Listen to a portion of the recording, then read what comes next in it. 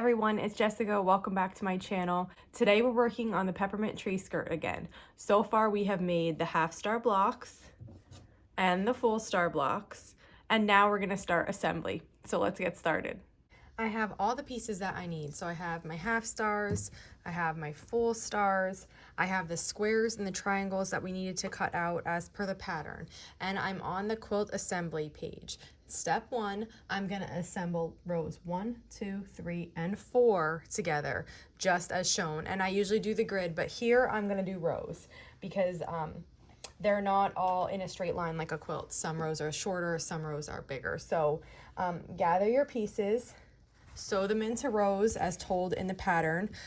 Just like an on-point quilt here, when we're assembling this square next to a triangle, we're matching up the bottom and the right side. You can see here that I have some overhang at the edge of the triangle on both sides. That should be there. That is going to give us our seam allowance on the outside of this. So match the bottom and the right side and then sew this on and just continue sewing your rows together. After I have, this is the first row, so after I do a triangle, a square, I'm gonna do a full-size star.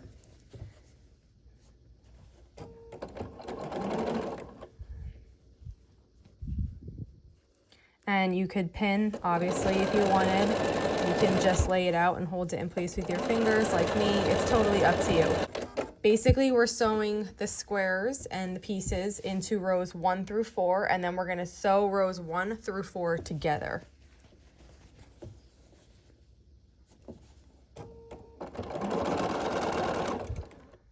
I've put those first 4 rows together here, and it's not pressed, so it's really poofy, but you can still get the idea. Now what I'm looking at is in the 4th row, I'm looking at the 4th block. It is the center of this whole tree skirt. So what we need to do before we come in here is make our hole for our tree. Included in the pattern, I have a circle. I'm actually using this flower pot, and I will trace that onto a template for you. However, you can customize this. Now, I have an artificial tree, so I don't need a very big opening. But if you had a real tree, you might want a bigger opening. So what you need to do is find the center of this block, which I have. I folded it in half, and I matched it perfectly, and then I creased it. Now, it should be 4 inches in, but I just take the time to fold it to really mark it. Then you're going to take your template. I'm just going to use this now, but you're going to take your template. Ideally, you could fold your template in half and then line the middle crease up with this. And that will get you very much in the center of this block, okay? And what you're going to do is you're going to just trace around your template and trace on the center line. I traced it on a circle because I figured it's easier for you guys to see. And then you're just going to put your circle in the center of this block, lining your creases up of the template with the creases on the block, and then you're going to trace on this crease line and then trace around your circle. This is what we're left with now, and I know this is probably going to make you nervous because even though I know I'm right to do this, it makes me nervous. You're going to cut it. Cut on the dot on the line that you drew, and then you're going to cut on this circle and cut this circle out. This is where your tree's gonna go. Now, if you were using a bigger circle, you absolutely could. You would just center it how you want on the block, and then you still need to cut this little notch out because what's gonna happen here is our next row, it's gonna split like this. So we're gonna have half of the row this way and half of the row this way, and we're gonna sew them on. That's why we made those half blocks. So you do still need to, you can't just, you know, line your circle up with the edge and cut it. You need to come in a little bit so that you have this seam here to work with on the bottom line. But you can make, like I said, you can make your circle bigger. It would be fine to be bigger if this isn't big enough for you. So now we have that. Here's what it looks like. pretty good. And then what we're gonna do is for row 5, we're gonna assemble the pieces, which is gonna be a solid piece, a star, a solid piece, and then a half star. And when we sew that on, we're gonna stop here. That's where it's gonna go to. And then the other part of row 5 is gonna be the half star, solid, star, solid. And then we're just gonna assemble the rest of the skirt like that. Now I have it laid out, but I realize my blocks aren't pressed, so it's not a really good depiction of what it should look like. But you can see here is the center line.